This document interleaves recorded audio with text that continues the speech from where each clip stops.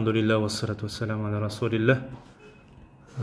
Біз алғасы бүгін Ат-Тажвид ал-Мусаввар Айман Рушди Суайт хафизахуллах ғалымның Ат-Тажвид ал-Мусаввар деген кітабы бар.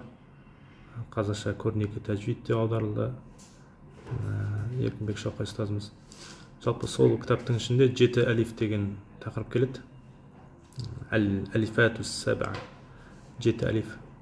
Сол тақырыпты сәл кеңірек қылып кішкене ашсақ, өйткені көрнекі тәжвид кітабында жазылған мәлімет кейбір бауырларымызға түсініксіз болып жатыр екен. Жалпы бұл Айман Рушди Суайттың Ат-Тажвид ал-Мусаввар кітабын негізге ала отырып, қосымша Хилятут Тилава деген кітаптан да кейбір ақпараттарды келтірдік. Ол Шейх Рихаб Мухаммад Муфид Шақақи деген кісінің кітабы екен. Жалпы 7 әлиф олар қандай, соған тоқталсақ, жалпы асымнан жеткен Хафс риwayat бойынша 7 сөзде келетін 7 әлиф. Бұлар уақыф кезінде әлифтер оқылады, уасыл кезінде оқылмайды. Яғни тоқтаған кезде оқылады. Тоқтамай жалғастырып ары қарай оқып кететін болсақ, онда оқылмай әлифтер түсіп қалады. Олар 7. Біріншісі әні деген сөз, көріп тұрғаныңыздай. Ол Құранның бірнеше жерлерінде келеді, көптеген жерлерде. Жалпы әні деген сөз барлығында не істейді? Жалғастырып оқитын болсақ түсіп қалады. Ал егер де сол әні деген тұстан тоқтайтын болсақ, онда біз ашық қылып, яғни әлифті дыбыстап оқимыз, мәт қылып, мәт табиғи болып тоқтаймыз. Бұл енді көбінесе негізі ол тоқтайтын жерлер емес, жалпы уақыфтың түрлерін өттік қой, біздің YouTube каналымызда да бар. Уақыфтың түрлері, ибтида түрлері, яғни уақыф жаңағындай хасан, қабих деп бөлінеді, мысалы, кафин деген сияқты. Бірақ осы жерде тоқтату өзінің түрлері бар, мысалы, иттирари деген тоқтатулар бар. Немесе жаңағында ихтибари, яғни мысалы шейх ұстазым Құранды оқып жатқан кезде тексеруші әдейі. Мысалы Расмул Османи бойынша ол жерде әлиф бар ма жоқ па екендігін тексеру үшін сол тұстан тоқтату мүмкін, мысалы. Әне деп келе жатқан кезде, әне деген жерден тоқтай дейді, мысалы. Сол кезде ол әне деп әлифті бекіте ма жоқ бекітпей ма, соны тексеру үшін тоқтатады жалпы. Немесе иттирари тоқтау болуы мүмкін, яғни сізді жөтелі қысқа қалады, немесе болады бір тоқтауға мәжбүр болған жағдайда Құран оқи жатқан кезде, мысалы сіз әне деп тоқтайсыз да, әне деп, ән деп тоқтап қалмайсыз. Сол сияқты ләкинне тоқтаған кезде созылады. Ләкинне тоқтайтын болсаңыз, тоқтамасаңыз ләкинне деп жалғастырып келесіз. Ләкиннеху Аллаху деп Кәф сүресінде келгендей. Сол сияқты Ахзаб сүресінде 3 сөз келеді. Олардың тұсынан тоқтайтын болсақ, әлиф бекітіледі, тоқтамасақ түсіріп тастап жалғастырып оқимыз. Ол ал-зунуна деген сөз Ахзаб сүресінің 10-шы аятында келсе, Ахзаб сүресінің 66-шы аятында ар-расуля деген сөз келеді. Сосын 67-шы аятында әс-сабила. Бұларда да солай. Тоқтайтын болсақ, ал-зунуна деп мәт табиғи деп тоқтаймыз. Тоқтамасақ, ары қарай ал-зунуна деп созбай, ары қарай жалғастырып кетеміз. Ар-расуля да солай, ар-расуля деп тоқтаймыз, мәт табиғи қалып. Екіге созып тоқтаймыз. Бәракаллаху фикум. Енді мына жерде 6-шы, 7-ші сөздер бар. Әс-сәләсилә қауарира деген. Осы жерге осыған қатысты жалпы әс-сәләсиләге тоқталатын болсақ, Инсан сүресінің 6-шы аятында келеді. Бұл жердегі әлифті тоқтаған кезде де түсірген дұрыс дейді.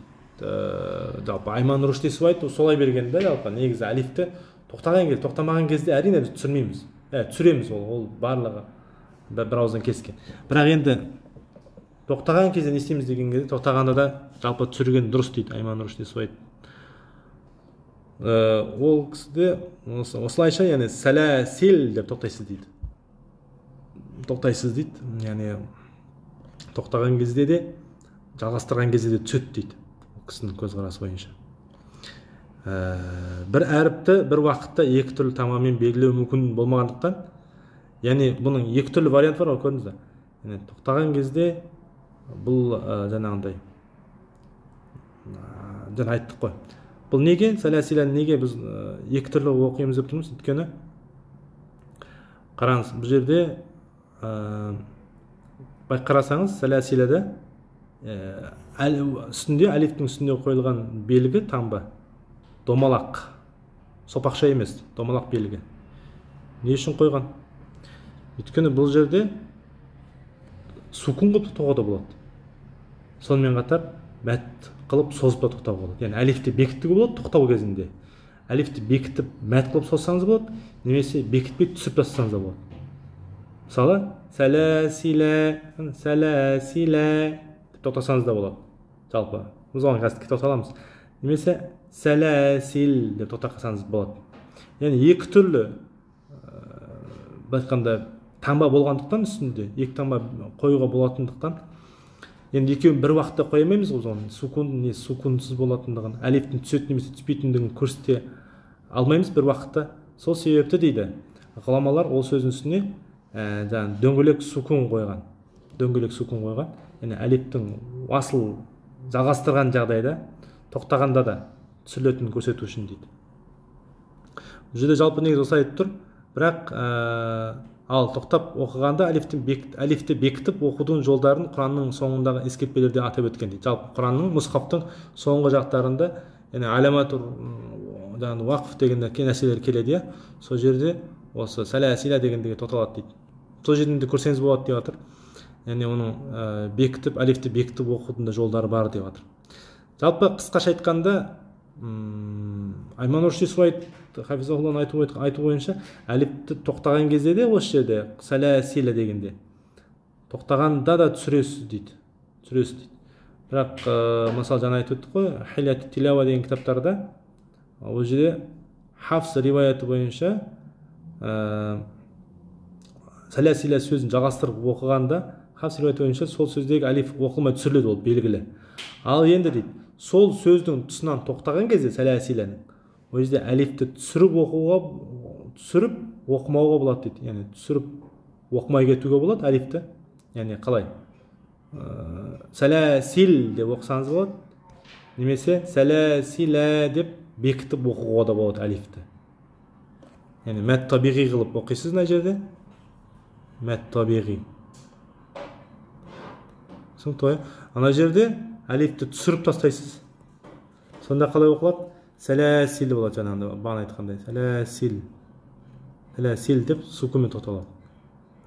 Сәләсил.